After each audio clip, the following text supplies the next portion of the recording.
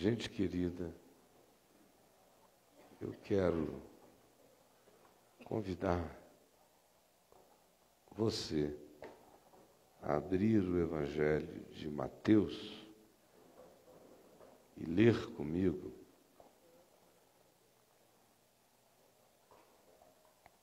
no capítulo 12, do verso 31 ao verso 37. Mateus 12, de 31 a 37. Por isso vos declaro, disse Jesus, em face da blasfêmia dos religiosos que diziam que ele expulsava demônios pelo poder de Satanás, de Belzebu.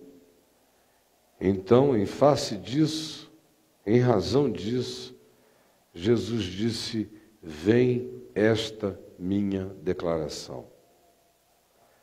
Todo pecado e blasfêmia serão perdoados aos homens.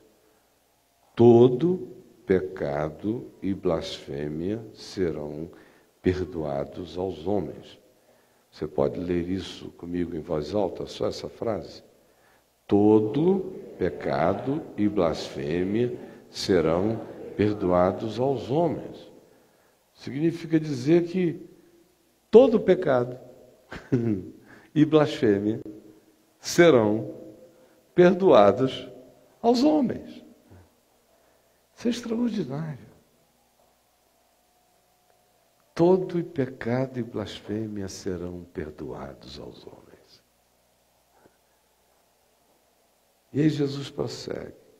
Lembrem-se, um ambiente de teólogos, escribas, fariseus, autoridades do templo, donos dos dogmas, senhores dos aplicativos das exigências humanas declaradas em nome de Deus sobre os que se submetiam a tais opressões.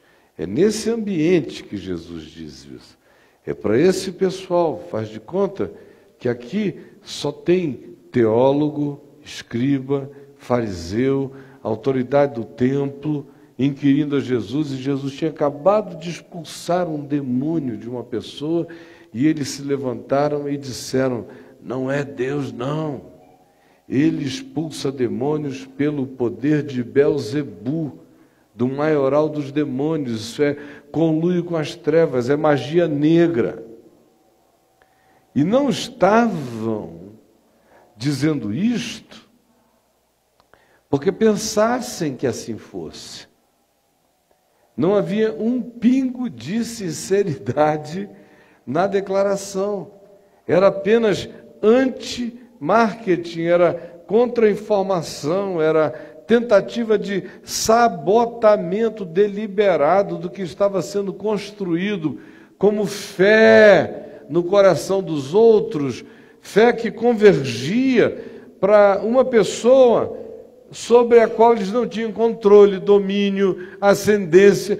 Portanto, não interessava nem um pouco a eles que o eixo do poder fosse desviado deles ou da instituição que eles representavam, e no coração do povo se plantasse e se fixasse em observação desejosa de obediência à pessoa de Jesus. Isso não podia acontecer. Então, o que é que a gente vai dizer? Tudo que eles já vinham dizendo.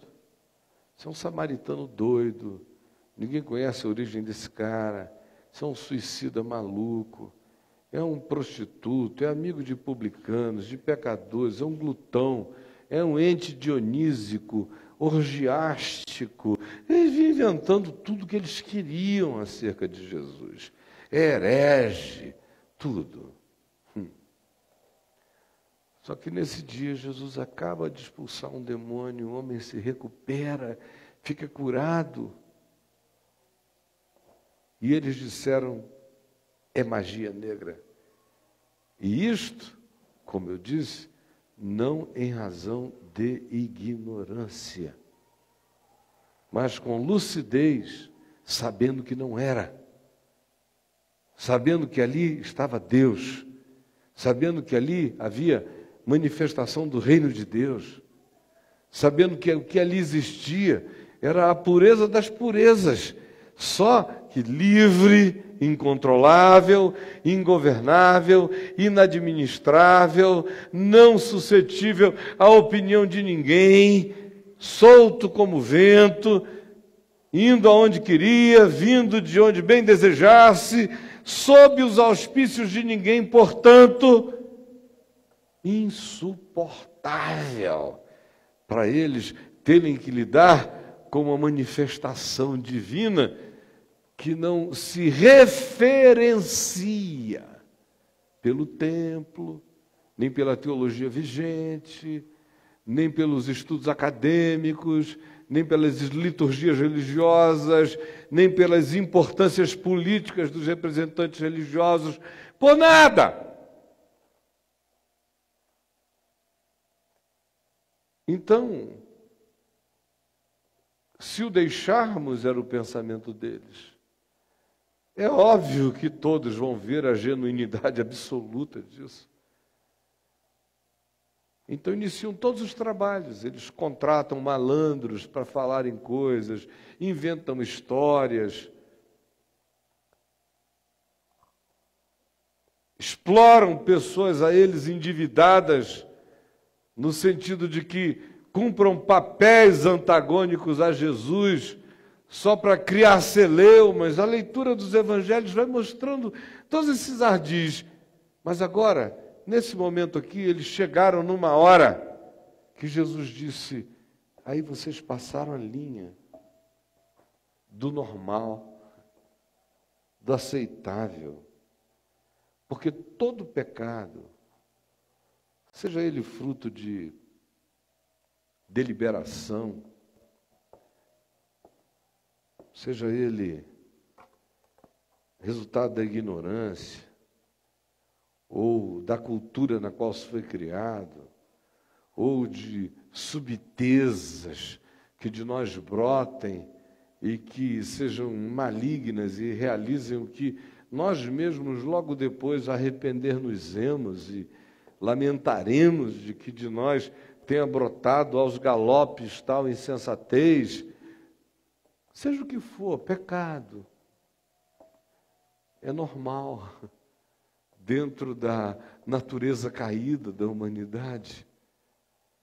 É normal não no sentido de transformar a transgressão em projeto de vida, mas o que é normal é o homem relativo, mesmo na sua consciência, no seu esforço de caminhar sempre com a melhor percepção e com os melhores aferimentos que a sua consciência possua, ainda assim ele é passível.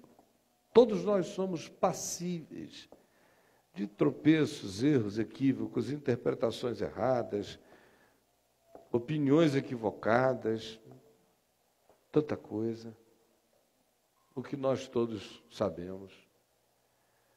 Mas ainda recai dentro de um limite. Se a pessoa não é cínica, não é deliberadamente planejadora da maldade para praticá-la com as intenções da perversidade, se não existe uma deliberação tão fomentada no coração, Jesus está dizendo, cai no âmbito do que seja considerado normal em relação à relatividade humana. Por isso, todo pecado e blasfêmia proferidos pelos homens são perdoados. Porque ai de nós se não fossem, todos eles já estão perdoados. Aí ele diz, exceto o pecado que vocês estão pecando contra o Espírito Santo. Vocês olham para mim, vocês sabem quem eu sou, e com isso ele não dizia, vocês sabem que eu sou Deus, Não, isso aí já é evolução da percepção de quem ele fosse. Não havia praticamente ninguém entre os imediatos de Jesus com essa elaboração definida na mente. Ninguém. E nem ele cobrou de ninguém esse tipo de elaboração. Ele só esperava, era com a luz que o cara teve, conforme tinha entendido, que chegasse com todo o coração.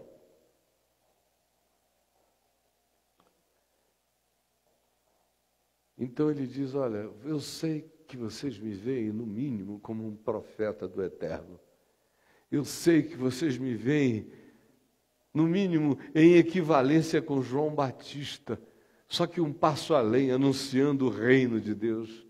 Eu sei que vocês sabem que o que vaza de mim é graça de Deus, é bondade de Deus, é misericórdia de Deus. Eu sei que vocês sabem que as minhas intenções não são intenções de nenhuma natureza, a não ser da proclamação dessa boa nova. Eu sou o grande otário enviado ao mundo apenas para amar. E vocês já sentiram isso. O que vocês não suportam é que o eixo das afeições mudou. O eixo das obediências voltou-se para mim. O eixo das admirações se posicionou em relação a mim. E vocês se viram marginalizados em relação a essa mudança. E é por isso que, não importando quem vocês saibam que eu sou, eu serei na boca de vocês apenas o que vocês acharem conveniente como detratamento de quem eu seja aos sentidos do demais. Ele disse, essa é a blasfêmia contra o Espírito Santo. É lúcida e conscientemente atribuir ao diabo o que a gente sabe com certeza que é Deus que está fazendo. Lúcida, fria e deliberadamente. Só para liquidar o que quer que seja, com ódio da obra de Deus que não é como eu quero que ela seja, com ódio de ações de Deus que não combinam com o que eu ensinei a vida inteira, com ódio de que Deus exerça a sua liberdade de maneira tão antagônica ao fluxo da nossa ortodoxia pré-definida pelo nosso concílio. Vocês vejam como o pecado contra o Espírito Santo é uma coisa que demanda muita educação teológica, né? Muita religiosidade, muita presunção de saber, muita arrogância dogmática, muitas convicções luciferianas acerca do fato de que Deus já está pré-definido dentro do escopo dos raciocínios que nós admitimos, acolhemos e determinamos. Aí Deus, fora disso, ainda que a pessoa reconheça que é Deus, ele simplesmente diz, mas não poderia ser, portanto não será, porque é para além do meu interesse. E aí, contra Deus, como um diabo, o indivíduo diz que o que se faz em nome de Deus é obra do inferno. Aí o cara se põe deliberadamente fora da graça de Deus, porque alguém que chega e diz, eu sei que Deus está agindo ali, mas não é como eu gosto de vê-lo agir, e por isso digo, aquilo ali não é Deus agindo, é o diabo agindo.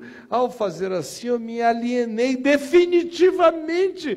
Eu disse que Deus é o diabo, portanto, aonde eu estou, passou a ser o meu lado. E se Deus está lá e eu digo que lá é diabo, onde é que diabo está?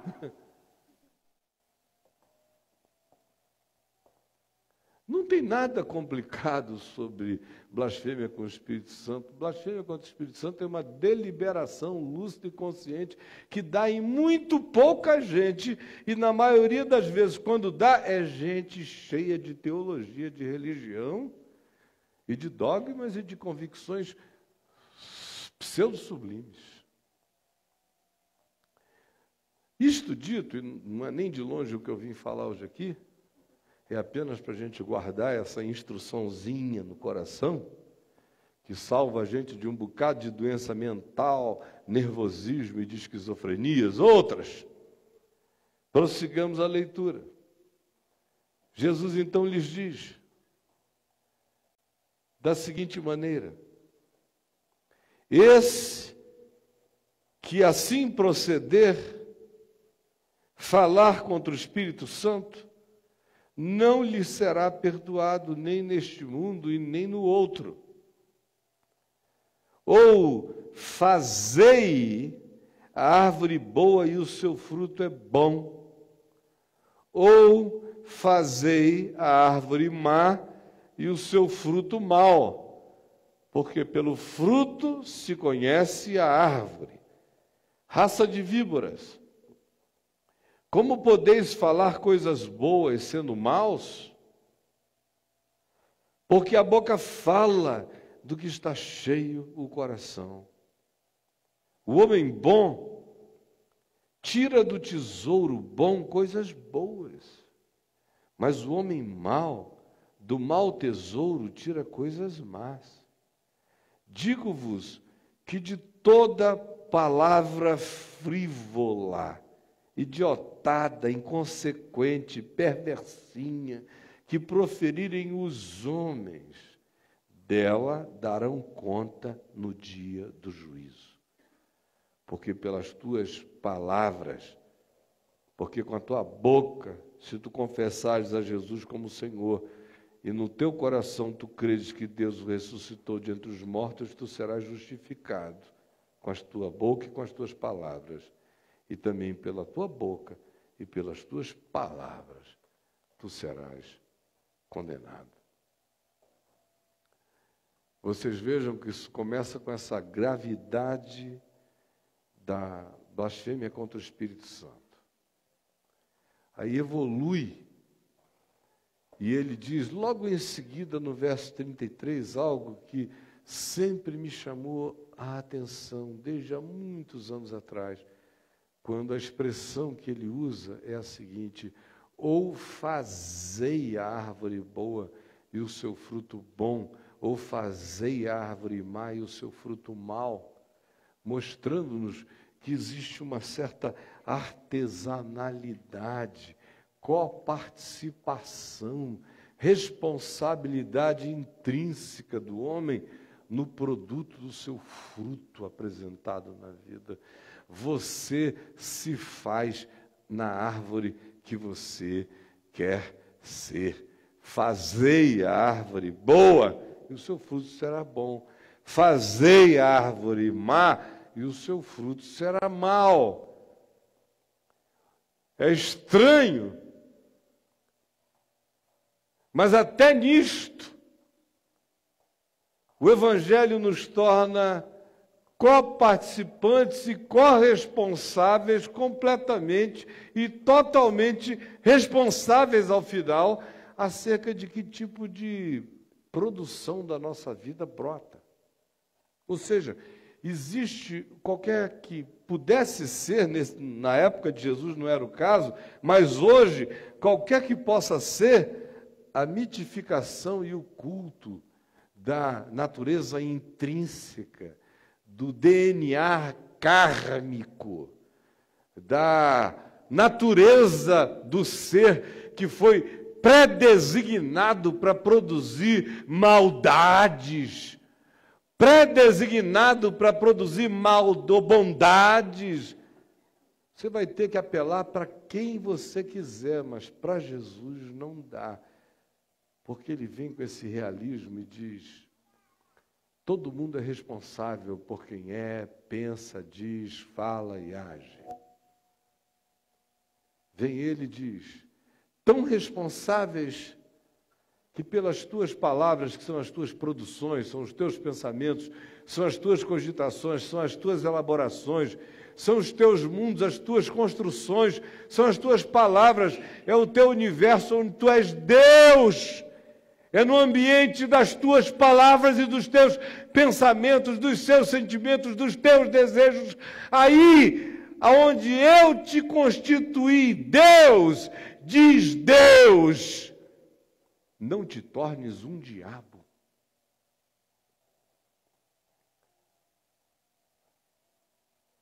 Porque é por essa produção que você se cria. Você se cria. Fazei a árvore boa e o seu fruto será bom. Fazei a árvore má e o seu fruto será mau.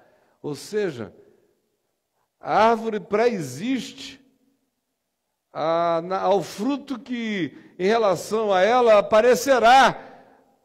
E quem é profundo e totalmente responsável pela natureza que nessa árvore se desenvolverá, sou eu. Você. E a matrix desse desenvolvimento é o meu pensamento, aqui chamado por Jesus de palavras. Palavras são as exteriorizações do pensar. Palavra já é o pensamento que ganhou código de compreensão exterior. É a representação do que me habita e de quem eu sou. Eu sou o que eu penso, eu sou o que eu sinto. E o que eu penso e eu sinto, toda vez que eu exteriorizo como palavra, expressando quem eu sou e quem eu sinto, a palavra gera uma concreção, a palavra gera uma criação, ela faz algo, ela realiza algo.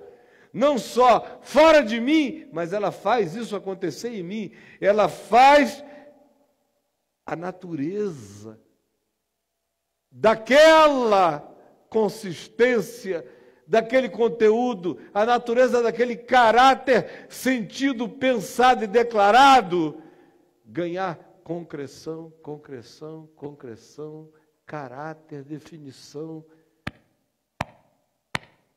estabelecimento daquilo em mim. A gente é tão idiota que a gente fica pensando que o que nos altera assim é o comportamento. É o que você vai fazendo. E não é. Vocês vejam que no Evangelho tinha um monte de gente fazendo coisa errada. Publicanos, pecadores, meretrizes, essa moçada inteira. Mas com um coração que não era mau. Por outro lado, os que são acusados de maldade, denunciados a sua maldade por Jesus nos evangelhos, não são essas pessoas que tinham comportamento errado, são justamente as que não tinham comportamento errado, mas tinham todos os pensamentos, sentimentos e palavras tomadas pelos juízos da morte, e ainda que tudo girasse em torno de conveniência, porque no final, até quando levaram-no para a cruz, está dito, por inveja o mataram.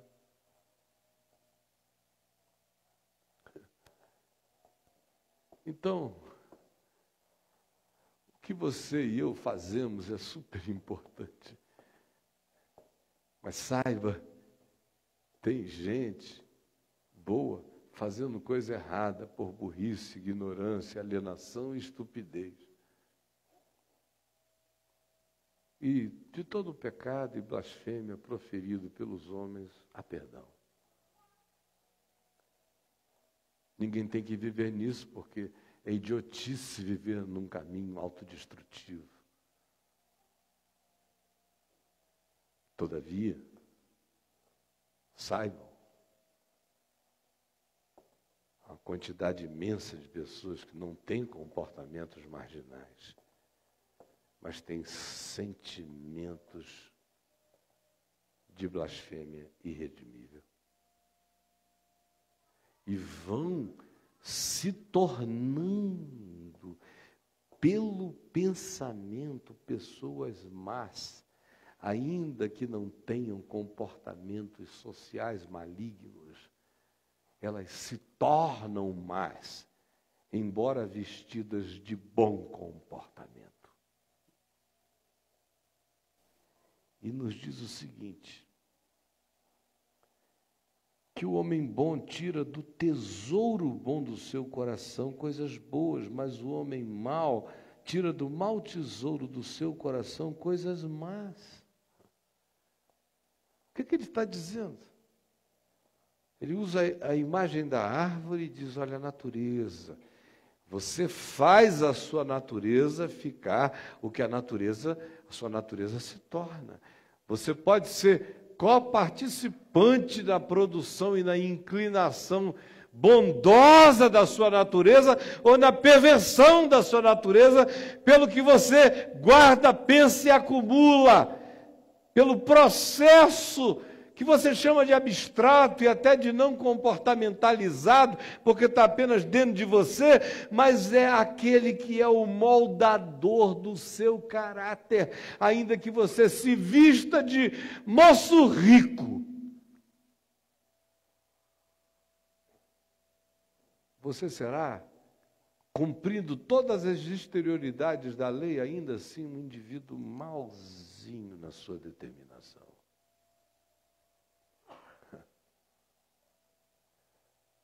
A segunda imagem que ele usa é a do tesouro, do baú guardado.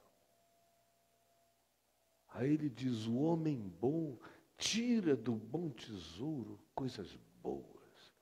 E o homem mau tira do mau tesouro do seu coração coisas más.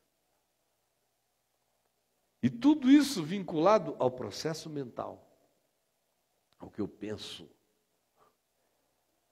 A minha produção subjetiva, ao alimentar dos meus sentimentos. Você para ver quais são os seus processos mentais, de dia e de noite, o que você mais pensa? Você ouve seus pensamentos. Você para e ausculta seus sentimentos, ou você está tão entupido que você pensa sem ouvir o que pensa, sente sem discernir o que sente, como 90 e tanto % dos humanos no planeta Terra. Passa o dia pensando, sem ouvir o que pensa, sem julgar o que pensa, passa o dia sentindo, sem nem saber o que sente, nem por que sente, apenas prega os sentimentos aonde vai chegando, mas não tem nem relação de causa e efeito entre o que eu estou sentindo e aonde eu aplico o meu sentir. Porque a alienação é total. A estupidez é horrível. No entanto, ninguém faz isso impunemente. Olha aqui para mim. Esse é o teu depósito, meu querido, minha querida. Teu depósito. Nossos pensamentos se arquivam, os nossos pensamentos nos habitam de maneira cumulativa. Não existe o pensamento que você pensou e não repudiou, e que não tenha se tornado um pensamento residualmente acumulado dentro de você.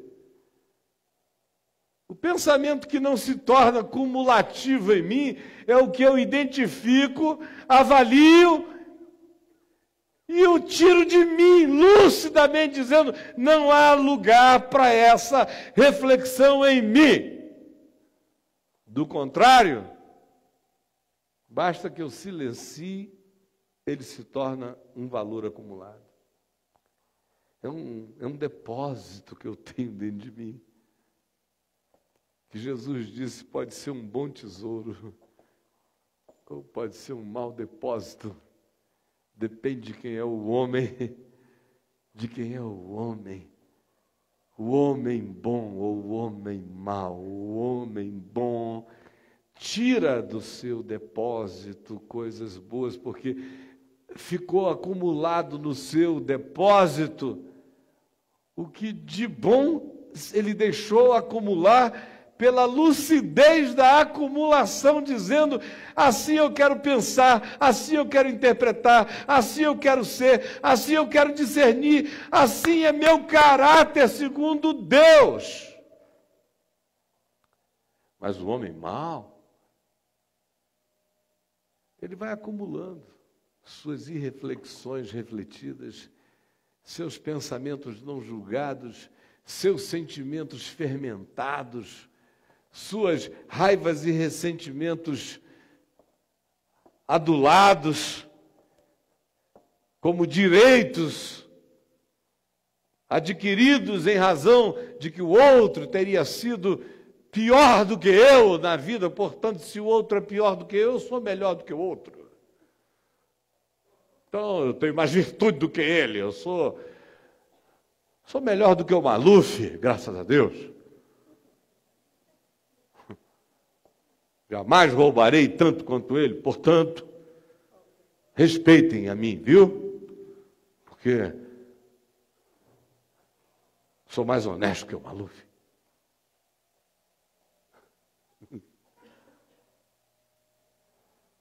Tudo gente má,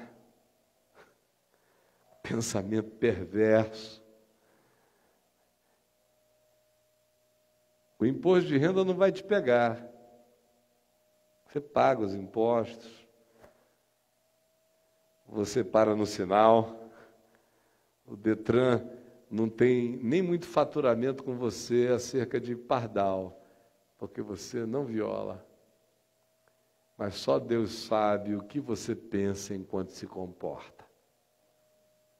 O que você pensa enquanto não adultera, o que você pensa enquanto não rouba, o que você pensa enquanto não mata, o que você fala, dizendo é melhor falar do que matar, é melhor anarquizar com ele do que ir lá e dar um soco na cara. Aí você vai fazendo, para continuar um cidadão bom, se tornando um ente humano mau. Comportadamente, de maneira impolutamente mal, feio, blasfemo.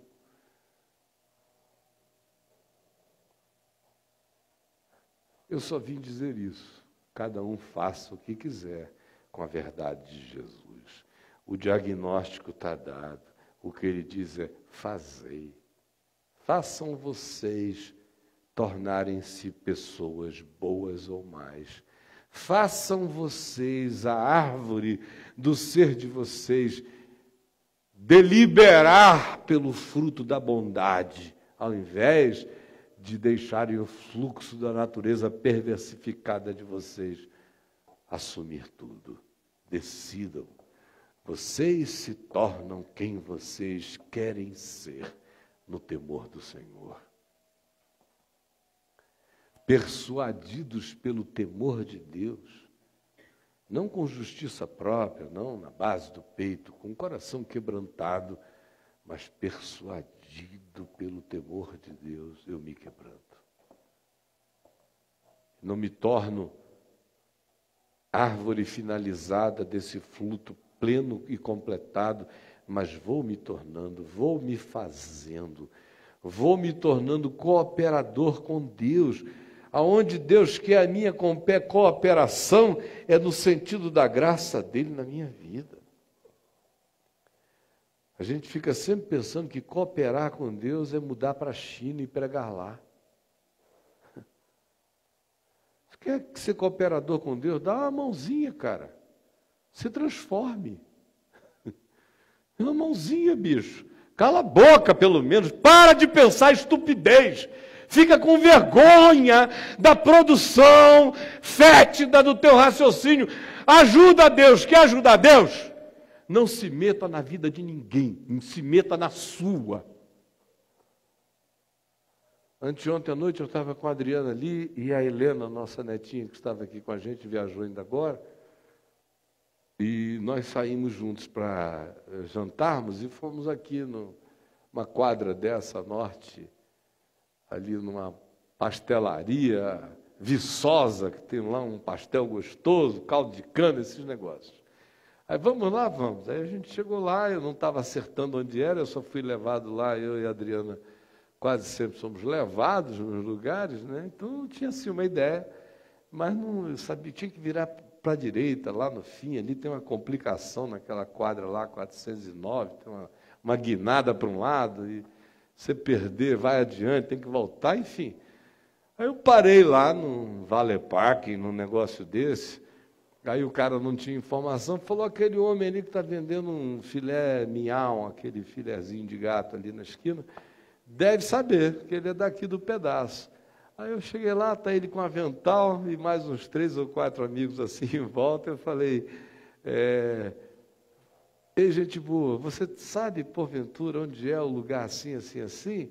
Aí ele falou, sei, mas não sei muito bem não, mas aquele ali sabe tudo. Aí tinha lá um outro rapaz sentado, moreno, assim, uns 40 anos. Aí eu falei, você, meu irmãozão, pode me ajudar a chegar lá? Aí ele falou, eu posso. Aí foi olhando assim, me olhou, falou, reverendo Caio Fábio? Aí eu falei, meu irmão, tudo bom? Eu estou querendo comer um pastel com a minha mulher e minha neta. Ah, vou lhe botar lá no pastel, mas antes, não perco nada, viu? YouTube, vem ver TV, não sei o quê, estou em todas. Aí chegou um outro cara, falou, estou reconhecendo a voz. Aí um outro que vinha atravessando a rua, é o senhor de sou. Aí daqui a pouco tinham lá 3, 4 fotografias. Pai, chega a gente e tal. E o moço da barraca, o do filé mignon, de avental, foi ficando assim meio de fora da história, daquela confraria. E eu preocupado com a Adriana e a Helena, digo, não estou entendendo nada do que está acontecendo aqui, eu só queria saber a direção e correr, né? Aí estão lá me segurando. Aí esse primeiro, que disse, reverendo Caio Fábio, virou e falou assim para mim, não perco nada dele, hein? E sou ateu, hein? E sou ateu, hein? Porque, pelo amor de Deus, aqui dá gosto ouvir esse homem. Qualquer bom ateu, depois que ouve, fica assim, satisfeito, dá uma paz danada. É uma coisa maravilhosa, não perco, recomendo para todo mundo, reverendo. Que coisa boa! Aí o cara do aventalzinho chega assim, aí virou, antes disso, ele virou e falou assim para mim, mas eu não sei se o senhor vai ficar triste de eu estar falando isso. Eu falei, não, você está me matando de alegria. Aí ele falou, por quê? Porque eu não creio em Deus? Eu falei, não, cara, é porque Deus crê em ti. Aí ele ficou assim me olhando, eu falei, você não sabia que Deus crê em ti? Se Deus não cresce em ti, você não estava aqui. Então, se você crê em Deus ou não crê em Deus, você e nada é a mesma coisa. Agora, Deus crê em ti. Essa que é coisa boa. Aí já me abraçou, assim, por isso que eu gosto dele. Não sei o que e tal. Aí vem o homem do aventalzinho, entra na parada e diz assim, eu sou batista. Eu falei, ai, Jesus, tem misericórdia. Vai acabar com o que está acontecendo aqui. Esses 3 minutos de glória de Deus aqui, o cara vem acabar isso. Eu sou batista. Reverendo, temos que orar por eles. Eu falei, meu amigo, devagar para não atrapalhar o que Deus está fazendo, tá bom? Ora devagar, assim, ora pequenininho e caladinho para não atrapalhar o que Deus está fazendo. Deus abençoe você, e beijei o ateu e os outros e fui embora. Porque, cara, eu vou te dizer, palavras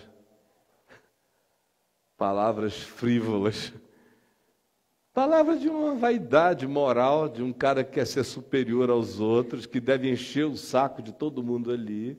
O ateu é o desgraçado do pedaço. Aí chego lá eu, que sou uma simbolização na cabeça dele, e o ateu é que tem uma identificação comigo, e eu com o ateu que eu jamais teria com ele. Aí ele quer ter uma afirmação para ele não se sentir deixado de lado do ambiente, ele dá uma de superior. Reverendo, temos que orar por ele, está todo mundo perdido aí, né? Aí o cara se coloca numa posição desgraçada de juízo percepcional. Perdoado ele está. Mas o tesouro dele vai ficar cada vez mais feio se ele continuar interpretando a vida assim. A gente fica feio interpretando a vida assim. Julga um, julga outro, acusa um, acusa outro, fala mal, prossegue falando, gosta de falar, adora falar.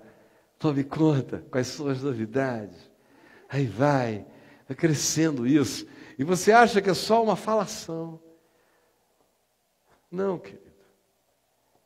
É uma acumulação de maldade. Que vai alterando você, vai mudando você. Não vai necessariamente alterar o seu comportamento social, mas vai alterar a sua natureza. Vai fazer você ser árvore ruim. Vai fazer você ser depósito de maldade. O diagnóstico do Evangelho é esse. A decisão de Jesus é: faça você a si mesmo, fazei a árvore, decida pela natureza que você quer ter. Hoje. E seja cooperador de Deus no fazimento dessa construção de consciência, de caráter, de natureza e de tesouro. Escolha o tesouro que você quer carregar. Vamos ficar em pé e vamos orar.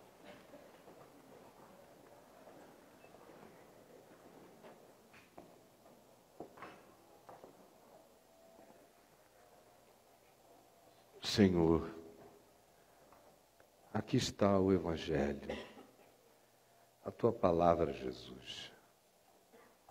Não tenho a menor dúvida que é a Tua palavra, de que nós ouvimos o Espírito de Cristo, o ensino do Evangelho, a verdade acerca da qual não há retoques a fazer, é óbvia como a luz. É óbvia como a luz, é clara. Por favor, ajuda-nos a nos tornarmos cooperadores de Deus como filhos amados, cooperando com o Espírito Santo no nosso coração, nos tornando solidários com a verdade de Deus em nós, para que ela gere acumulações de vida, tesouros do bem. Salva os nossos pensamentos, ajuda-nos a ouvirmos o que pensamos, o que falamos, o que cogitamos, a discernirmos o que sentimos, porque nós somos isso, o que a gente pensa, o que a gente sente, o que a gente alimenta pensando e sentindo, é o que nós nos tornamos. Por favor, permite que a simplicidade desse diagnóstico não seja rejeitado por ninguém aqui, mas seja acolhido, e que em cada um de nós haja aquela vontade de nos fazermos sócios da natureza divina pela nossa rendição lúcida, deliberada e consciente ao Evangelho, pela fé, em nome de Jesus. Amém.